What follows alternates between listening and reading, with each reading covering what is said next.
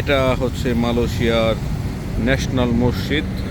সে মসজিদের সামনেই অবস্থান করছি। খুব সুন্দর একটি জায়গা। যদি এটা মসজিদের বাইরের অংশ, ভিতরের অংশ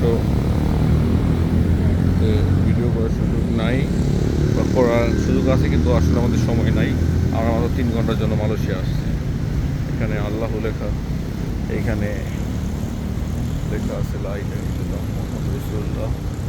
ঠিক আছে, খুব সুন্দর একটি জায়গা। আসলে তেমন কোনো ধুলাবালি নাই এখানে।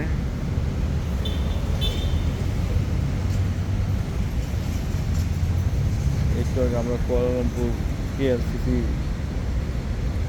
কেএল টাওয়ার থেকে আসলাম, মানে যেটা টুইন টাওয়ার বলে, ওইখান থেকে। এরপর সিঙ্গাপুর টাওয়ারের ওখান থেকে আসলাম।